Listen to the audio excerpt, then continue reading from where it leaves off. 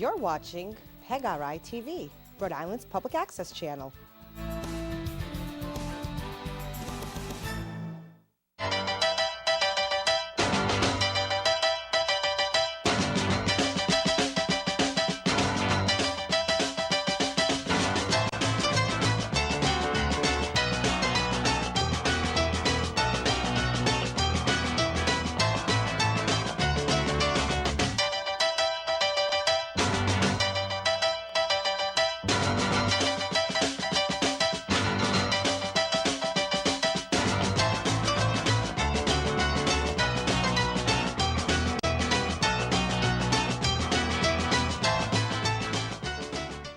Good evening, I'm Bill Mulholland, and welcome to Good Sports, Pawtucket's local cable access sports show since 1992.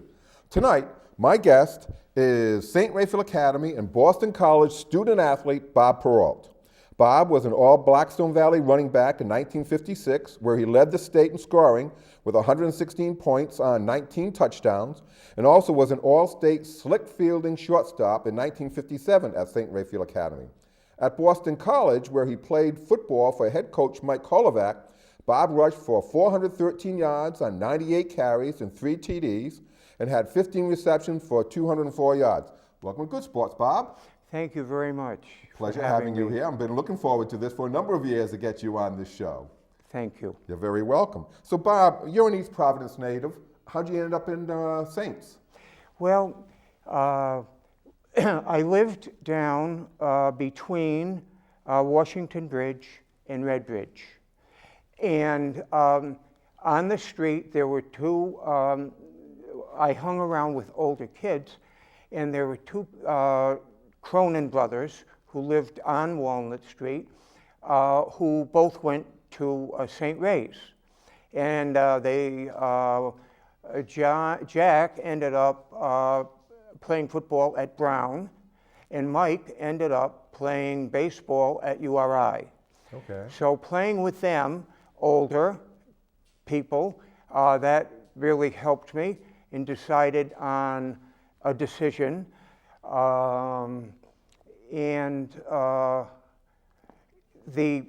transportation was right from Red Bridge, and Red Bridge went right into Pawtucket. Walcott Street. So you took the Prospect Street bus from Red Bridge? Red Bridge, right through, and I don't think a lot of people knew that bus even existed. Yeah. So that was why I went, and it was a smaller school. I had always gone to Catholic schools, Sacred Heart NEP up on Taunton Avenue, and so it was kind of a natural selection. Transition for you. Good. So, Bob, let's start with your junior year at St. Ray's. All right, so you were the backup halfback for the legendary 1955 Saints football team that accomplished a perfect 9-0 campaign and the Class B championship. So just very briefly, talk about the backfield of triple threat Jackie Jordan and record-breaking 5'5" running back Jimmy Sullivan. Start with Jackie. Yeah. To me, most teams have one outstanding player. That team had two. So Jackie Jordan, who was a regular size, 5'10", 5'11", 175, he was the kind of person who knew what was going to happen before it happened. And he was the quarterback. And Jimmy Sullivan, who led the state in scoring that year, broke the record, right? 130 points. Was just the fastest initial starter that I have ever seen, college including. Really? And so they had a veteran team, and it was a question of Bob Condon. Mr. Condon was the coach. And Vin McChrystal was the assistant coach. And it was a seasoned veteran team. And the previous year, they were in Class A, went 0 for 11, and now they get dropped down to Class B, and they just dominated. You were on the bench most of the times, but they Right. I did see when they were juniors the EP St. Ray's game, And they did a respectable job, but they still got beat by a couple of touchdowns. Yeah. But I think that experience really helped them, because some of those schools at that time were really powerful. Right. And I think that was helpful for them to create this team that they were on. Yeah, and you ended up with, in that year, 4 All-Staters, and 7 out of the 11 All-Valley players came from St. Raphael Academy. Right. Well, it was Charlie Alobri. He was the left end. He ended up going to Brown. Dougie O'Brien, who was a junior and played with us the next year, he went to a prep school and then went to the University of Kentucky. The right guard was Schoenfeld? Schoenfeld? Ron Schoenfeld?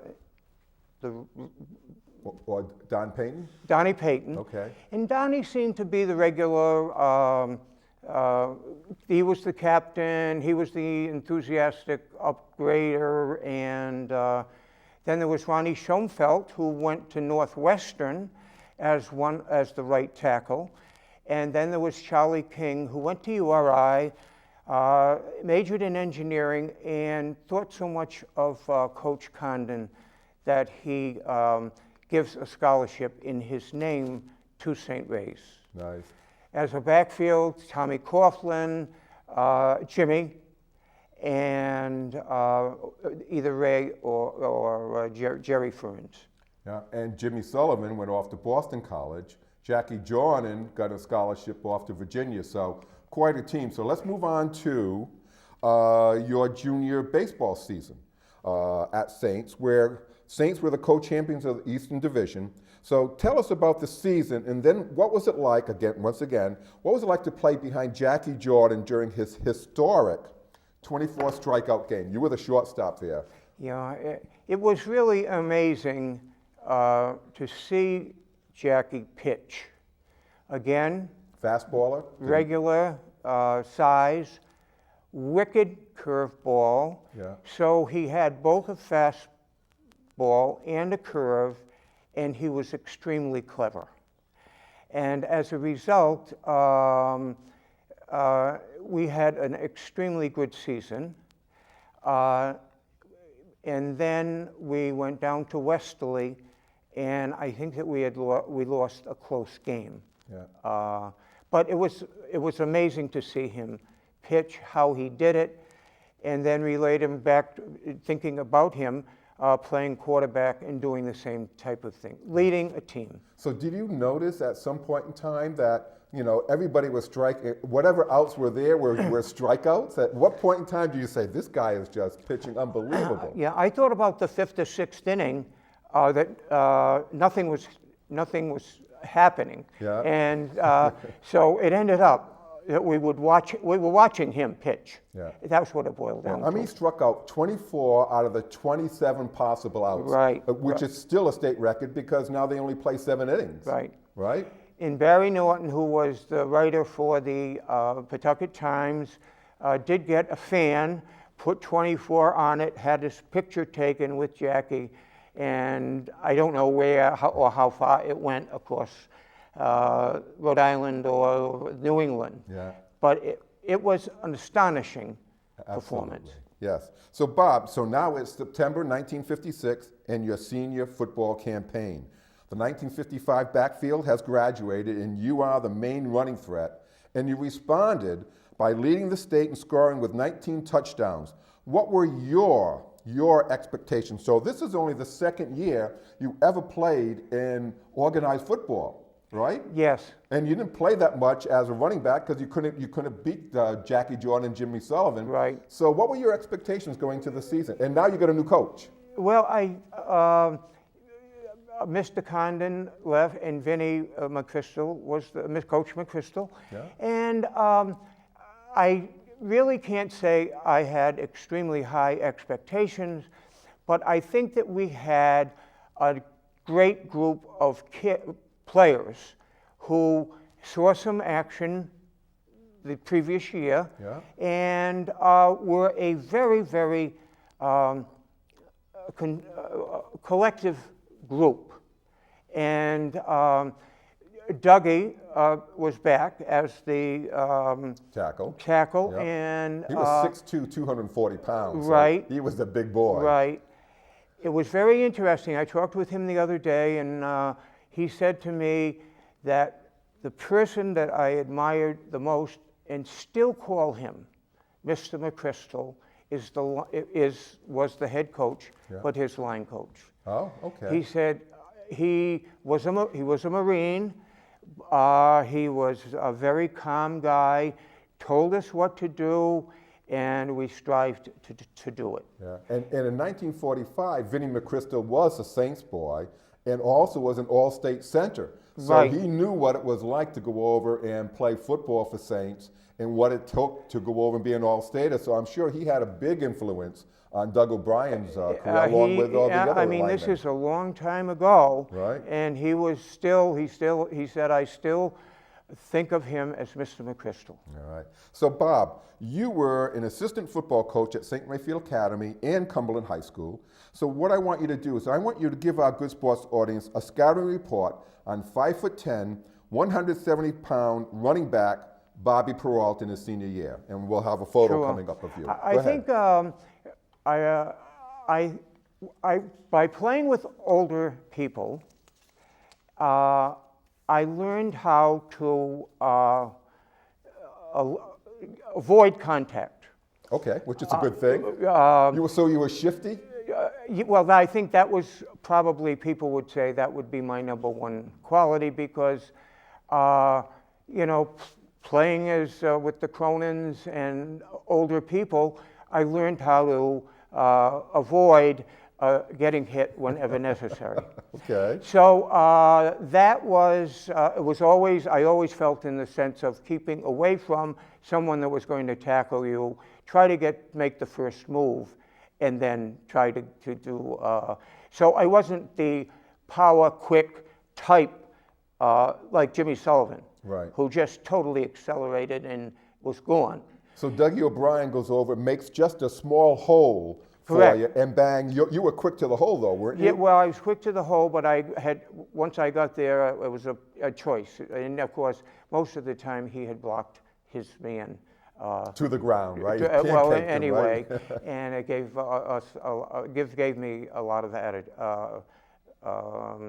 room to operate in. All right. And how about as far as a pass catcher? I mean, you were slick fielding shortstop, so you had good hands. What did that translate into the football I think field? that was another plus. I thought Another I asset? played short.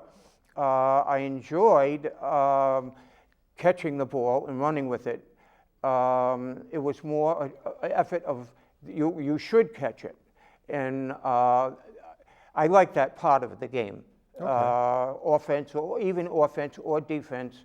I would feel I would be disappointed if I didn't catch at the regular time, and playing short was extremely helpful. So if the ball touched your fingertips, you were expecting Well, that ball. I expected myself to catch it. Right. Yes. So Bob, let's continue your scouting report with your starting offense. So you had ends Ernie Legendre, who was number 44. Let's talk about Ernie. Very good blocker, nice pass catcher. Very team oriented.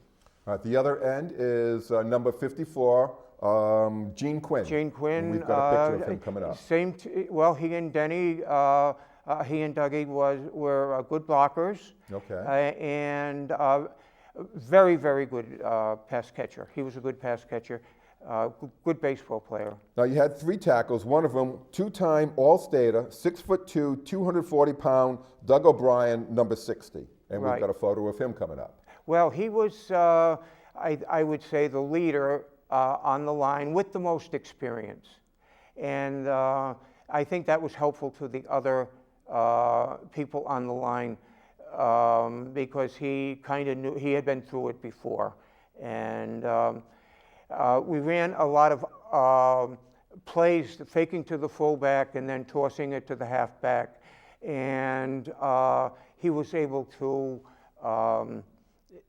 make the situation better for everybody. Yeah. Now, he must have been formidable. I mean, if he's pulling, and he's 6'2", 240 pounds, there weren't too many guys back in 1957 or 56 that were that big. Right, and there was nobody around, and he was responsible for sometimes when you were running, there was nobody there.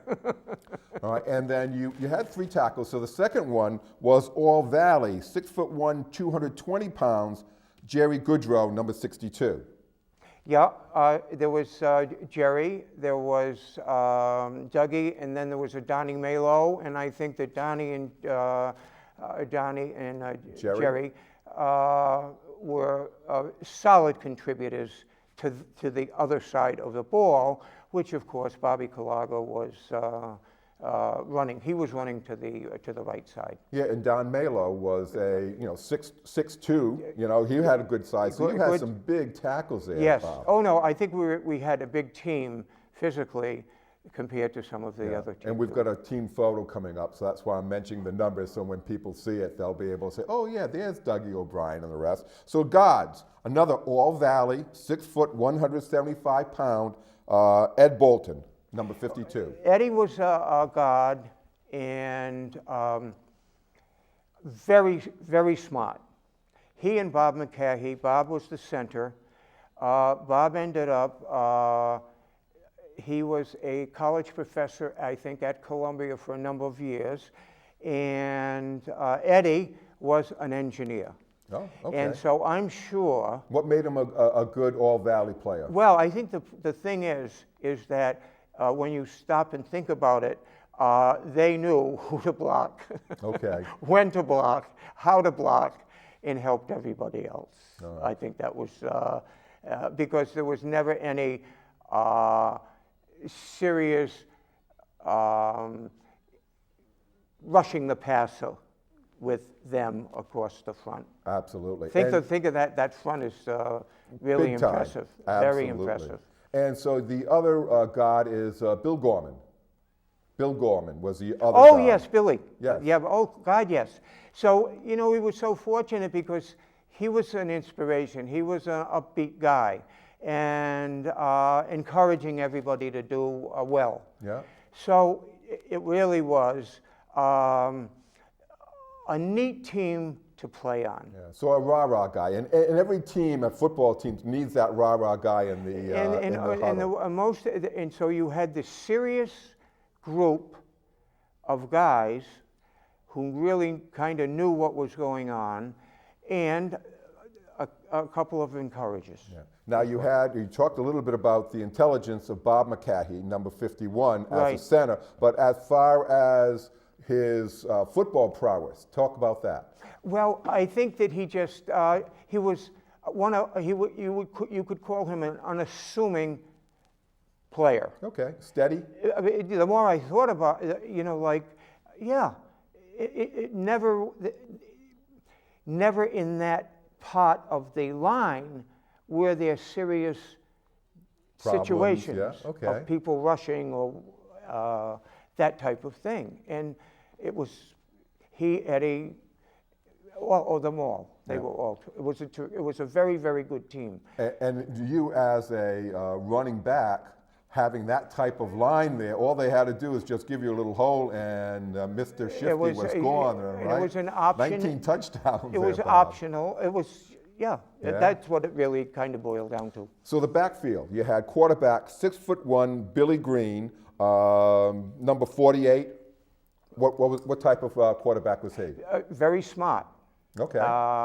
And a non-error-free person, and a nice leader. Okay. That's what you want out of your quarterback. And good passer? Good passer, Accurate? but I can't remember us passing extensively, but he was very accurate when he was throwing. And again, how about ball fake? So that's always big. I mean, a ball fake to the fullback coming in and off to you. Was he good with that? A little deception. Very good, very good. And we were talking about this the other day. It seemed like Sully and I always ran to the left side. Okay. Bob Condon, Coach Condon, Yeah. taught chemistry and physics. At Saints. Yeah. He was left-handed. Okay.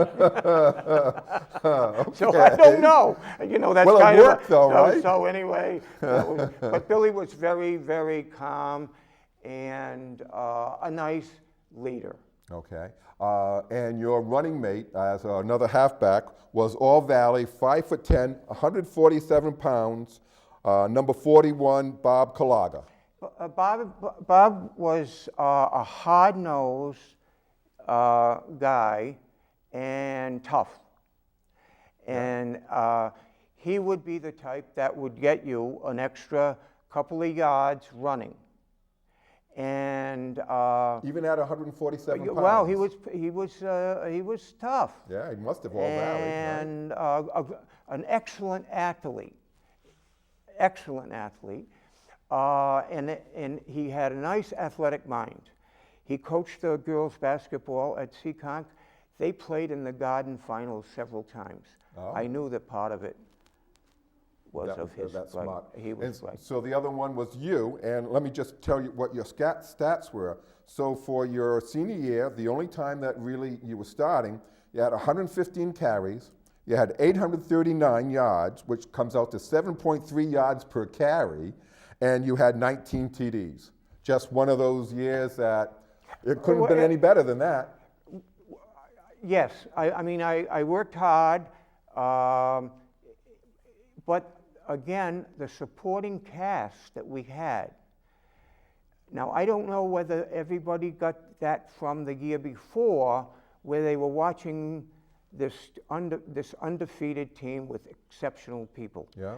And I think about this, and I'm thinking, yes, they watched, we played backups, but they put this all together, and they wanted to have the same type of team. Yeah. And the last piece of the puzzle in your backfield were the fullback, Dick Brazier, number 46. Yeah, a hard runner, inside, good blocker. Never really got the ball too much, right? He That was was your guy. you know, in retrospect, that was a dilemma. Yeah. Yeah. But that was fullbacks back then Yeah. too, right? But he would be on the front of the options. Yeah. And did that well. And well, we had Eddie and Bob and Gorman and Malo. So when he ran hard. He was determined and did a real good job. All right. So now, Bob, Saints finished with a 7-1 record, with your only defeat coming to Coach Monk Masnicki's West Warwick Wizards. Not a bad follow-up to that 1955 perfect season campaign. We have a photo of the team running onto the field, and I've noticed that the players did not have any face masks. So how many broken noses did you guys have during that season? Well, a few, but at that time it was interesting. Okay. Because most teams, or you were taught to tackle with your shoulders. So as a result, you were always leaning and running and tackling with your shoulders and keeping your feet on the ground. The next, you would tackle again in hip or knee. Yeah. So at that time, there wasn't that emphasis of tackling with your head or contact blocking with your head.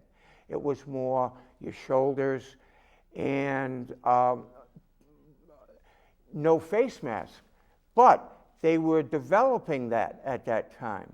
Yeah, I think the face mask. It was coming. that might have been the last year that they didn't have face masks. Because I think that the hockey were developing their hockey mask at that time. Okay.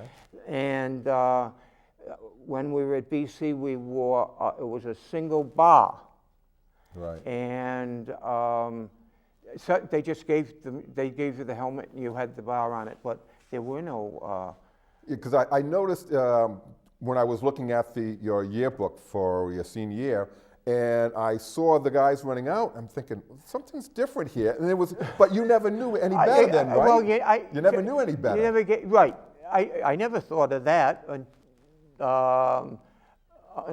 until recently when I was reading about the development of the face mask. Yeah, well, because I'm just thinking, my cameraman and I, Dick Tanner, we always used to play sandlot football when we were 7th, 8th, and 9th grade. No equipment or anything else, tackle football. But now that I think about it, none of us ever had any broken noses either. Well, I was surprised as well. Okay. I'm sure there were a couple. Or maybe the interior linemen with their elbows could hit Had a couple of somebody. bloody noses during the season, There might have been some bloody noses in the interior line. Now, Bob, you finished your schoolboy football career with a 13-0 whitewash over rival Toman in the 28th annual Thanksgiving Day game at Muddy McCoy Stadium before a crowd of 7,000. So talk about the festivities leading up to the game and then the actual game. And congratulations on beating Toman. My 3 years I was at Saints, we never beat Toman, so it's always good to go over and get a win against the rival. That Thanksgiving Day game was such an eye-opener for me. Okay. Now, we ran out from under the stands by the big screen, the catcher, the backstop, yeah. Ran out on the field and ran across the field because both teams were on the further part of the width of the field. I remember, yes. And all of a sudden, you looked up and the seats were jammed. Yes. There were no empty seats. And, you know, it was like there were the cheerleaders and there were all sorts of people on the other side of the width of the field. And, I mean, you were just amazed that something like that. Now, then you're thinking, oh boy, we got to win. Now, how about pep rallies? So you must have had a pep rally back then, right, at that point in time? At that time, Toman had a pep rally, and I think they invited a couple of the kids from Saints. Yeah, I think the captains went to each of the different pep rallies. Of the pep rallies. Now, so when I was at Saints in my senior year was 1971, our cheerleaders were the Sacred Heart girls. Right. Now, did you have female cheerleaders? You know, I really can't. I never saw anything in the yearbook. I didn't think so. Okay. I don't know really what the procedure was. Yeah. There was the rally, though, in the opposing players and the coaches came across. And How about the pre-game speech? Coach McChrystal, was he one of those, inspiring you to go out there and run, or did he? What was it like before the game? He was surprisingly quiet at all times. Okay. And so it kind of, we knew what everybody, I think, knows what they have to try to do.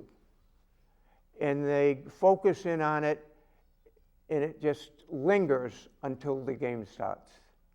And I think that's basically what happened. Yeah. So and of course, playing your rival and not having to win, but it would be good if you won. In your senior year, so you've played Toman in baseball and basketball and now football. So you knew a lot of the guys on the other side. Yeah, right. And it was a friendly type of competition. Yeah, but fierce once you're on the field. And on the field, and there was no, there was no interaction verbally. You just tried to do your job, and. So Bob, you ended up with 19 carries for 62 yards. And a 9-yard end run for a touchdown and 1 interception. Do you remember the play, the end run that you scored the touchdown on? Yes. Okay.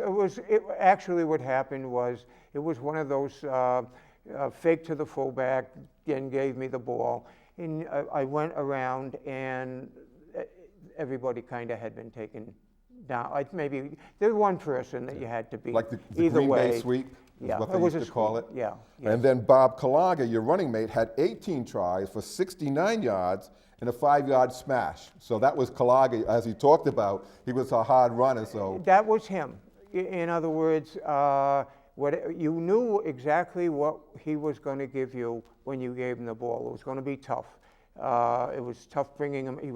He was hard to bring down, even though he wasn't the heaviest guy. So in the Times, it was muddy McCoy Stadium. They said at halftime, you went from a white top to your purple top, and it said in the Times that Coach McChrystal, by the time that you guys took off the white and put the purple on, it was time to go back out, and he didn't say a word to you. So do you remember why the change of uniform? It must have been, they must have been lighter, to wear. Yeah. But we just, in those days, you did what you were told. And there was obviously there was a reason, and I'm sure it was because they were the white ones. Yes. Were really kind of sweatshirty type, and they were heavy. Yeah, and not easy to take off and put back on again either. I mean, you had to have someone doing that. Yeah, I remember well, when I it was took most playing. of the. It took most of And now, so Coach McChrystal, you shut out Tolman. You stopped Art Messier, who was a big running back. Yeah. He put in a new defense. He had 6 on the line. Yeah.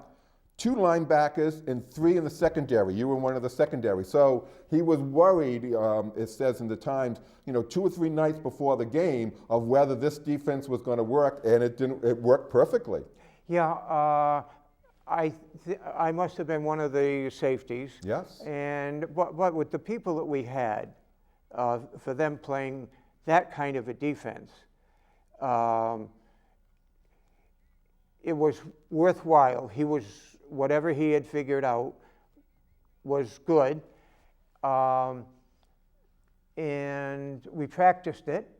Yeah, and it said that the Tolman team were confused because there were certain gaps that were out there, but they couldn't figure out where to go. And then, I would think that the line that you had for the offensive line were pretty much the defensive line also, sure. right? So you had some big boys who knew what they were doing. Yeah, and I think that they were able to neutralize Tolman. Okay. Now, Bob, now we move to April of 1957 as you begin your final schoolboy baseball season, and Saints is looking to defend the Eastern Division co-championship. What are the team expectations for that year? I think that the question, of course, was the pitching. And was it Bobby Riggi? Yes. And Bobby Rivet. Correct. We had a good team, but that Eastern Division at that time, Rogers, Middletown, Barrington, Bristol, the 2 Pawtucket teams, solid division. Okay. Our team was good, but I would say 6, all but maybe 1 of those teams didn't have good players as well. So we were involved in a lot of close games. Our record was 9-5, which is a good well, year, but you didn't make the playoffs. It was back and forth. Right, because you started strong that year. Yeah, right. So it ended up, it would really depend upon the schedule too. Right. Who was playing whom. But, you had Ted McConnon coaching, Bonnie. Bill Rutledge was on the other side, right? Bill over Rutledge at West, was right? good. Yeah. And so, baseball in that Newport County was good. Middletown, I think, had... In fact, you had Alex Nahezian coaching over at Tolman, and McConnon was over at Pawtucket Voc at that point in time, right? Right. And I think that Alec had some very positive comments about Jackie, about him pitching. Yeah, how well, good he I'm was not as a- surprised. So- Now, Bob, you played 3 years for Coach Bonnie Garrity, and in fact, you and Bonnie appeared on Good Sports in 2011 to discuss your final schoolboy baseball season, which was a great show. What type of coach was Bonnie Garrity? I still can't say enough about him. As a coach, as a person, as contacting colleges or having people contact colleges on his behalf. So talk about him as his baseball acumen. So what type of coach was he as far as strictly baseball? Let's start with that first. During the early baseball season, we practiced all sorts of bunting sequences in the gym. He'd roll the ball for the bunts. Yeah. But there'd be different guys on different bases and who would play and who would whatever. He was a stickler for that. And he was always an encourager. And you knew he was always in your corner. I read an article of where they had won the state championship in 1951. And what happened was there was a close play against Saints. Bonnie goes out to the plate umpire, argues with him. No, nothing. Goes down to first base, argues with him. Doesn't make any.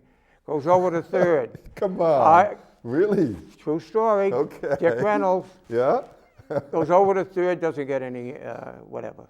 Comes back, but that was him. During games, when everybody else, I don't think, was practicing because of it being cold or whatever, we were in the gym. And I think that made sense because he was always able to manufacture some runs on those types of plays, or he was always good defensively about it. How about as far as the person is concerned? As far as the person is concerned, you said he was an outstanding person. Oh, God. How did he influence you, and how did he make you an all-state shortstop? All right. So, Mike Holloway was the coach at Boston College. And there must have been a Rhode Island connection. When there was Johnny Topa went to BC, Rogers. Monk Masnicki, running back with Holloway, West Warwick. Jack McKinnon, Pawtucket. Yes. Chet Hanowich, Dick Lynch. So, I don't know much about this. Suddenly, one afternoon, Mike Holloway, coach of BC, comes to St. Ray's to talk to Jimmy Sullivan about having Jimmy go to BC. Bonnie had somebody to call and somehow got him to come to St. Ray's. That's the way he was. And he would just encourage someone who knew someone at, and it was basically 2 or 3 different schools. Okay. And he watched out for you, the grades, everything. Now, you talked before the show that he was a lifetime mentor to you, Bob. Because of all of these different things that he would go out of his way to do. I got to BC because Holloway came down to visit Jimmy Sullivan because Bonnie had somebody call Holloway. And that's the way it went. Right. Now, Bob, and there weren't a lot of schools in those days that people got recruited to. Now, Bob, you finished, Saints finished with a disappointing, as we said, 9-5 record, but you batted .340 behind the Blackstone Valley hitting king, Pawtucket folks, Armin Lamontang, who hit a whopping .419 average. You also played errorless ball throughout the entire season at shortstop. Assess your final season. Well, I think that I had played Legion ball for George Duffy, and Armin was on the team as well. And with the experience of that, Legion ball was tough.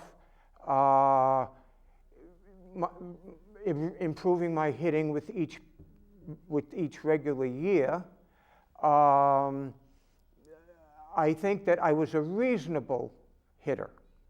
I finished fourth in the Black Zone Valley, so that's more than reasonable. Right. Yeah. That would be the honest, decent, good hitter. Yeah. And so. How about the errorless ball? Again, I'm back to the catching of the passes, the figuring out who's going to do what. I always felt that was a key to what I was watching to see where the ball, if I could figure out where the ball was going to be hit, and that was, and the pitching was so good that we got a reasonable amount of chances. Okay. So, Bob, you matriculated off to Boston College. Yeah. And so I want you to tell us about your freshman year on the football team and then also academically. So what was the freshman year on the football team Well, like? at that time, freshmen were ineligible. Right. So we could go to the games and sit in the stands wherever. Academically, Saints was... They were college prep. But we had a college football team. Okay. And played a couple of games. And usually they were coached by kids that had, by men who had graduated from the team. From the varsity. But they were young. Okay. And so it was, a lot of the times, if the varsity wanted to not scrimmage, but run plays, and we would do it, which was, again, very helpful. Sure. In the overall scheme of things. And you were running back still then, right? Yeah. But it wasn't much contact, but the idea of picking up all sorts of experience in all sorts of ways. Academically, it was reasonable. Saints prepared you for that? Because Saints, even back in '71 when I graduated, we were college, it was a college prep. Right. They went over, prepped you for college. Was the same thing in '57, so when you went off to BC, everybody had mostly the same courses. Well prepared. And that was good. Sure, absolutely. There was no options. This is what, you take the 4 or 5 academic courses and you lived on campus. The development was good, and you never really had to worry about not passing a course, except the one that I failed, which was economics. Okay. And so at that time, if you failed one at BC, if you didn't make it up before the following September, they wouldn't allow you back. Okay, I like that. That was good. Yes. So I was a non-scholarship person. You were a walk-on. Correct. Yes. So there were 2 kids on the freshman team who had scholarships, but were struggling academically. And so when I went to ask Coach Holovac if there was any possibility that I could be a scholarship person, I knew that these 2 people that were on scholarship may not come back. Okay. Which kind of opened up the space. Good. Which ended up being... Worked out really well for you. Out. Now, Bob, so as you said, you received a scholarship in your sophomore year, and the Eagles had 2 St. Raphael Academy running backs on the team. Right. Bobby Perreault and your 5'5", 170-pound Jimmy Sullivan. How did Jimmy Sullivan progress as far as, what's the difference between his senior year at Saints and his junior year at Boston College? No. I think that Jimmy continued his methods of running with the football. I can't, to this day, say that I knew anybody quicker than him off the mark. Okay. An example of this is that we were playing at Army or Navy, I can't remember which one. They kicked the ball off to Jimmy. Jimmy ran the ball about 65 yards to the opponent's 35. The next play, Donnie Allard, excellent quarterback, threw Jimmy a ball, a pass. Jimmy catches it for a touchdown. Covered the field in two plays with speed. Yeah. Jimmy sometimes would get injured, and so I think that reduced some of his time. Longevity into that. Yeah. So you got a good story. So you had in your sophomore year, you went down to Clemson, off to Death Valley. Oh, yeah. And Buzz Elkis, who is a St. Raphael alum. Tell us about the Buzz Elkis story. So we're at Clemson, and we're getting on the bus after the game. And so I'm sitting there on the bus, and somebody hollers down to me and says, Perreault, there's somebody out here that wants to see you. So I got off the bus, and there's this gentleman in front of me, and he said, where did you go to school? So he must have seen the program, but I was listed as Providence, Rhode Island. I said, St. Ray's, Buzz Elkis, Class 48. Okay. I drove from Knoxville, Tennessee to here for the game. That's 200 miles.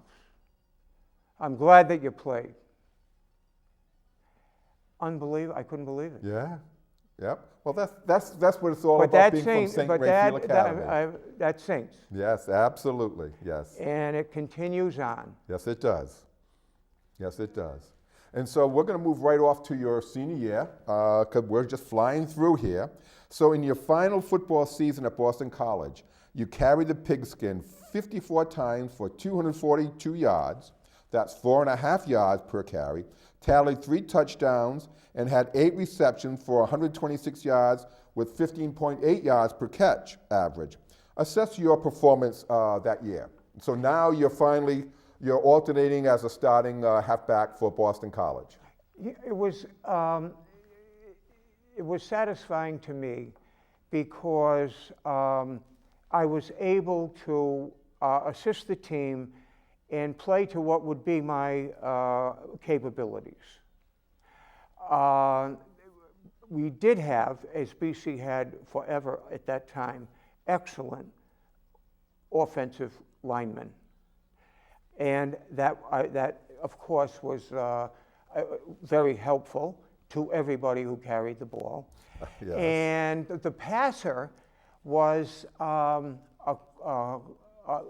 relatively short quarterback, Johnny Emmabile, from Jersey City, New Jersey.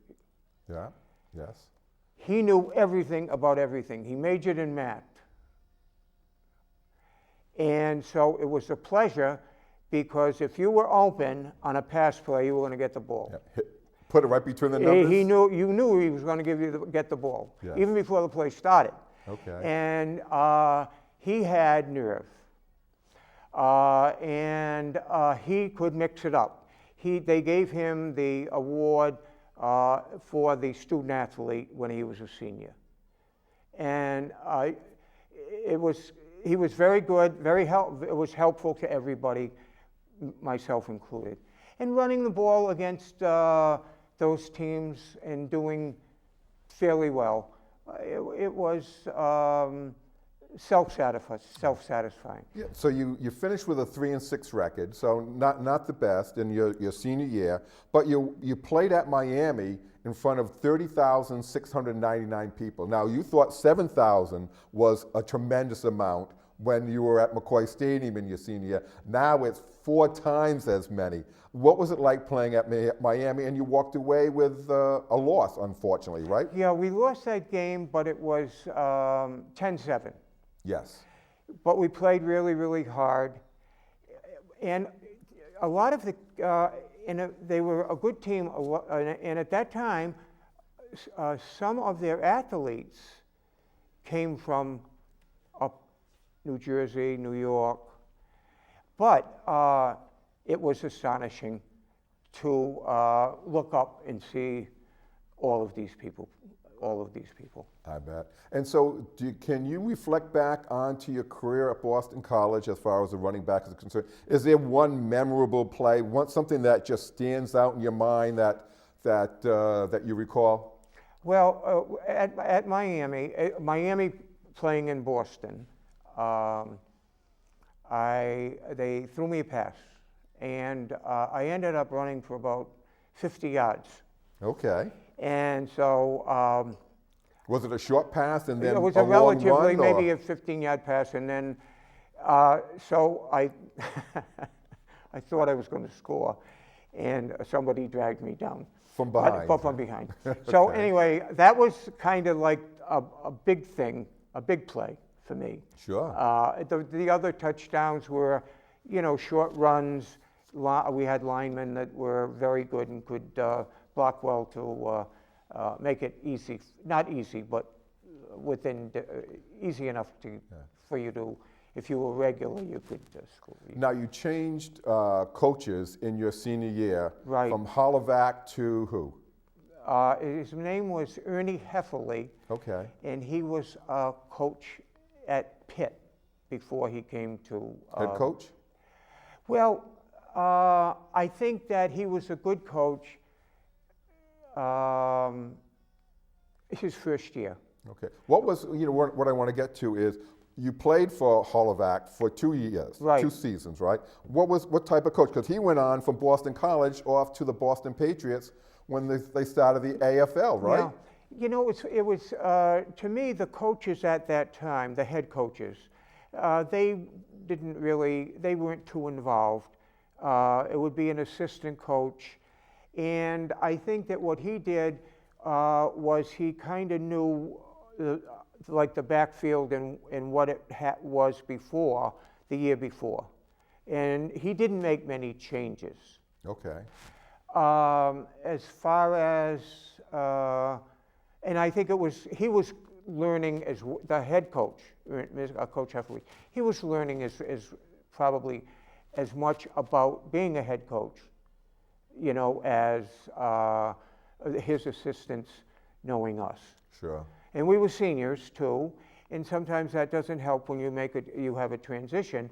But the coach, he was reasonable in the fact that everybody kind of was played about as much as they would have under Hollavac. All right. And so assess you were happy going to Boston College. Right. I guess everything worked out well, right? Yeah. Yes. A great football season. Any regrets going there, or? No, not at all. I think about this, and I think about how fortunate I was, because at that time, you had BC,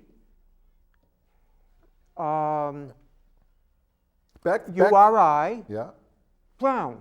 Now back then, there were no ACCs or like that. Boston College was an independent football team. And we ended up playing most of the Jesuit Catholic schools. Oh. Marquette. Yes. University of Detroit. Okay. Holy Cross. Miami. Villanova, which was not a different, not denomination, but a different group of not educators. Yeah. Miami. So there must have been a connection, I thought, between Hollavac and some of his cohorts in the service. Okay. Clemson, Miami, And Army Navy. and then Army Navy. So we would end up playing Army Navy first 2 games most of the time. And that's when Army was like 7th ranked, I think, during your junior year, right? They were, and Navy was good. Yeah, they were both excellent and very disciplined teams. All right. So Bob, you graduated from Boston College in May of 1961 Right. with a Bachelor of Science in Business Administration. Now in the fall of 61, you returned to St. Raphael Academy as a teacher, the head coach of the baseball team, and an assistant coach for the football team. Tell us about that experience, which lasted from 1961 to 1965. We've got about 3 minutes left in the show. Sure. So, fortunately, Dick Lynch, who was the quarterback at BC, was moving on to Cumberland. And a St. Raphael's grad, yeah. And a St. Ray's grad, and a BC. I took his place. So he was the assistant, he was the football coach and the baseball coach. So when I coached football, we had a very good team, and Coach McChrystal told me my job was to not get anybody hurt. Okay, and you were just 22 years old at that point in time, right? Okay. And so we had a very, very good team that year. And then baseball, Dick was the baseball coach. We had an excellent baseball team. It was the Rodolphis. An excellent football team, too. In football, there was a Mike Richard who played guard. The 2 Rodolphis and Dick Lynch had trained. So with the Rodolphis, it was the lonesome end, right? He was, Ronnie. Quarterback? And Tommy then... was the lonesome end, Ronnie was the quarterback. Yeah. But Dick had trained. So what's the lonesome end? Tell me what the lonesome end was. Well, the lonesome end was, I think it was either Army or Navy the year before. The guy came out and the end split out. Now, apparently, they didn't used to do that. Okay. But he never came back to the huddle, and they signaled to him and all of that. So there would be one guy would have to. So they made a big. It was. It got a lot of publicity. Sure, of course. So. You were talking about Dick. Tommy Lynch. was the lonesome end. Okay. Ronnie had been coached by Dick Lynch. Okay. Who was an excellent technique, what to look for. And there was also Kenny Shaken, who was a real good tackle. Mike Richards was an end. Yes. And so that team, unbelievable. And that was your first year. Yeah, well, yes, but right. Again, don't get anybody hurt. Okay. And did you do your job? Yes, apparently I did because they all play. So at the end of the year, okay. At the end of the year, a guy shows up and he says, I hear that you've got some good football players. His name was Ron LaRoque. Jerry Philbin had gone to Buffalo and made such an important role, played in such an important role and was so impressive. Yeah. This person came and wanted who would they be interested in. I took the 4 guys up there. 22 years old, I borrowed a car. Yeah. We played a baseball game. We got in the car. I thought Buffalo was around the corner. It was 400 miles. We ended up at 1 o'clock in the morning. And they ended up going to Buffalo. All right, but it was a good excellent academic school. So anyway. Well, Bob, thank you for sharing your insights into your illustrious athletic career at St. Raphael Academy and Boston College. It was a distinct pleasure. Thank you. Everybody who reads your column, I'm representing them and say, thank you. Those columns are pleasurable both for the people reading them and for the people they send. Well, thank you very much for that. I'm Bill Mulholland for Good Sports. Good night.